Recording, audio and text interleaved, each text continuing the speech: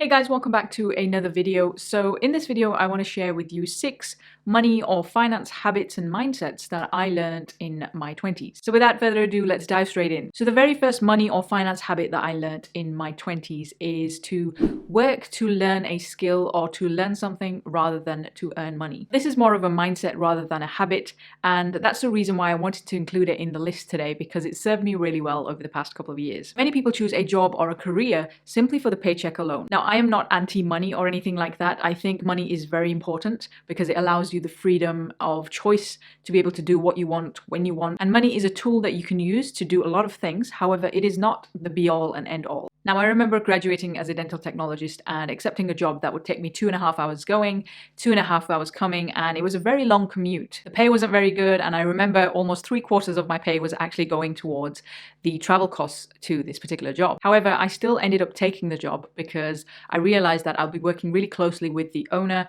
and I'd get to learn a lot of skills that I probably wouldn't learn if I went for a much bigger corporation and went for a much bigger company where I would just be a number. So this job allowed me to learn from the business owner who was actually running this dental lab, and I learned a lot more aspects other than just the dental technology side of things. And the skills that I learned from him as to how he ran his business, how productive he was, how organized he was, all those things I then later used in my own side hustles. Then when I had my daughter and I retrained as a digital marketer, I approached local businesses and offered to work completely free for them, primarily so that I could learn the skills of running a freelancing business, and then I could learn the skills of managing clients, invoicing them, all those things that I hadn't learned before. I could learn them through doing a couple of free projects. And again, I was learning skills that would later on prove to be extremely valuable in all of my side hustles. So don't be shy to take on jobs or projects that are currently out of your remit, because they will allow you to grow and they will allow you to learn skills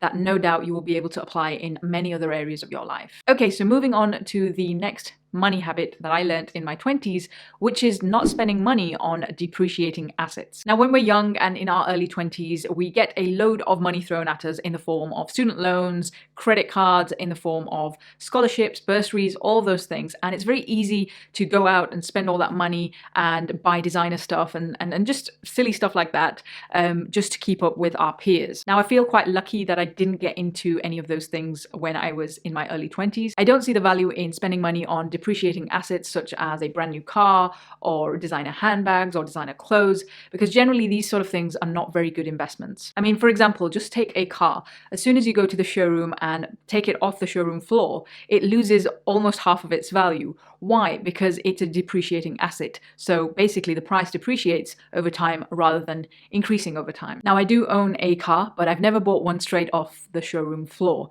And the one that I have, I've had it for many years now, and it gets the job done. So I don't really need to change it. Now, don't get me wrong. I'm not saying that you can't treat yourself. If you're working hard and you can afford what you're buying, then by all means, go out and splash on a car if you want, but only if you can afford it. There are a lot of people in their 20s that go out and take things on lease, or they spend money that they don't have to buy cars that they flash around, but they don't actually own them. I don't really see the point in that, because a lot of the times what happens is that they try and create this illusion of this amazing lifestyle that they are living. However, in reality, they might be living in their parents' house and they can't even afford it, or they're maxed out all their credit cards, or they're in huge debt just to maintain this lifestyle that they can't afford. And because they are projecting something that isn't actually true, this can lead to a financially destructive future. They can go down a very dark path where they're in debt and they just cannot get out of the spiral of debt that they've put themselves in during their 20s. Okay, so habit number 3 is saving for the big things in life. So this may be a home, a rental property, or a potential future business venture that you may start instead of short-term purchases. Now, this was something that I learned from my dad, because he was a landlord and he had multiple properties at the time which he rented out, and so he was very much pro real estate. So he used to always talk about saving money to buy assets and investments and all that kind of stuff. For this reason, quite early on, I was very much focused on saving money to purchase my own property. And because of these saving habits, I managed to purchase my first property when I was 25. Now, I know there's a lot of finance gurus online like Grant Cardone or Graham Stephan that say that buying your own home is not an asset. And that's fine. I understand that because it doesn't make me any income. However, in my eyes, I think it's a great investment because you have the peace of mind of having a roof over your head and just owning your own place. I think the freedom that comes with that is just so much more valuable to me than maybe renting a place out. So yeah, for me, it was very important to have my own place, which I do, and I'm really happy about it. Also, the other great thing of owning your own property is the fact that any loans or any mortgages that you're paying off are actually building up your own equity rather than paying off a landlord's bills and building up assets for them. So you're actually putting money into your own property and you're building up this equity over time that I think is a bit of a no-brainer for me, because I would rather pay to build up my own net worth rather than somebody else's net worth. Now, the reason why I share this particular habit, and I think it's quite important to have it in your 20s, is because a lot of people put off buying these big purchases later on in life when they're in their 30s and 40s. And a lot of the times what happens is in their 30s and 40s, they are going through a lot of other changes as well. So they might have a family, they might have kids, they might have a spouse, and they have all these other responsibilities, and it becomes really difficult to save and scrimp and put money into a property. And then what happens is they keep delaying this, and they end up being 50 or 60 and they don't actually have their own property. We all know how expensive children can be, and so later on in life, obviously there are the responsibilities of children and family. However, in your 20s, generally, there's less responsibility, and so it's much more easier to save for these big purchases. Okay, so habit number 4 is to never rely on one income stream. Always have multiple income streams. Now, saving money is a great thing to do, and that is where I would begin if I wanted to accumulate more money. However, we know that there's only so much money we can save.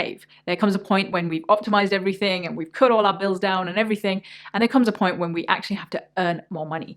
And at that point, it helps to have multiple income streams and not have all of your eggs in one basket. Now, there's a reason why they say that the average millionaire has more than 7 income sources. Now, I am not a millionaire yet. However, I do resonate with this ethos that you should never rely on one income source. And that's the reason why for the past 8 years, I've always had multiple income streams. I've never relied on one source of income, because as you can tell from the pandemic, there are a lot of people that are realizing that they did have all of their eggs in one basket. So they had this one job that they were doing and they were putting their heart and soul into it. However, what happened? They ended up losing their job during the pandemic and they didn't have any backup to fall on. And nowadays, with the likes of technology and all sorts of things coming out, it can be really easy to replace us humans with machines. And so it's really important that you have multiple income streams so that if you do lose one income stream, then you still have multiple other income streams to rely upon. Back in 2013, while in my 20s, I remember reading The 4-Hour Workweek by Tim Ferriss. The book really opened my eyes to the concept of side hustles and making money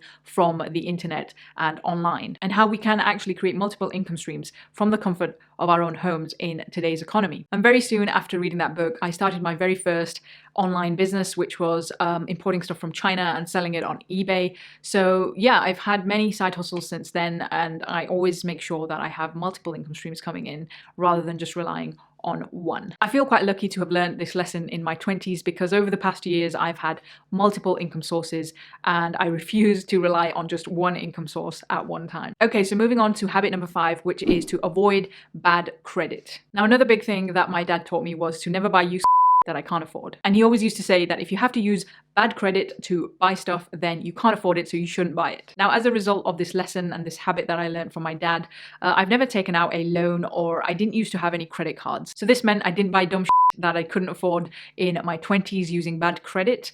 And also I didn't buy things that usually people buy, like stuff like cars on finance and furniture and house stuff and all these depreciating assets, using loans and credit cards to buy them. So I never did any of that. For a very long time, I actually refused to own any credit cards. However, now that I'm in my 30s, I do own credit cards primarily for the consumer protection and the other benefits that you get with a credit card or a good credit card. However, again, I pay it off every single month. I don't have any credit on my credit cards because each month they get paid off and, we start again. However, even with owning credit cards now, I still have the ethos that if I can't pay it in full at the end of the month, then I can't afford to buy it. And so I don't. The only big debt that I do have is my mortgage, which I'm pretty close to paying off anyway, and I'm still in my early 30s. However, the mortgage that I have, I class that as good debt because it is being spent on an appreciating asset it.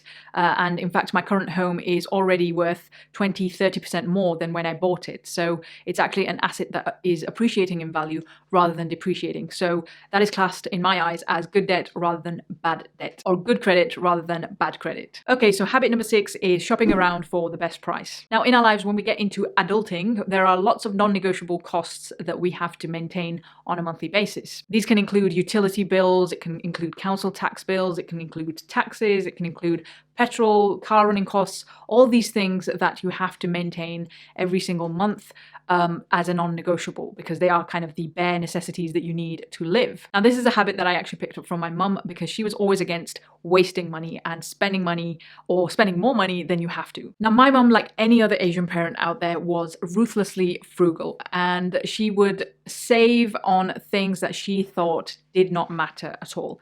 And I remember growing up with not many toys and not many material things. We were always just told to go and experience the outdoors, and that was kind of the way it was. However, she would gladly spend on things that she thought were important, and generally those were things such as experiences rather than material things. And for that reason, this was a habit that I picked up not even in my 20s. This was a habit that I had when I was really young, because even I don't like wasting money. I don't like buying things that I don't need just for the sake of having them. So I love to shop around and make sure that I'm always getting the best interest rates, or I'm getting the best deal that I can. And nowadays there are so many websites that you can go to save on your utility bills, on your car insurances, on your home insurances, landlord insurance, all sorts of things that you can save money on. And there are websites that you just put all your details in and they will come out with the best deals that are available for your circumstances. However, there is one caveat, and that caveat is that I don't want to spend too much time on shopping around and spending my time to actually find these deals. Now, I know there are people out there who do extreme couponing and are really into frugality and all that kind of stuff. And more power to them. However, I value my time more than I value saving money.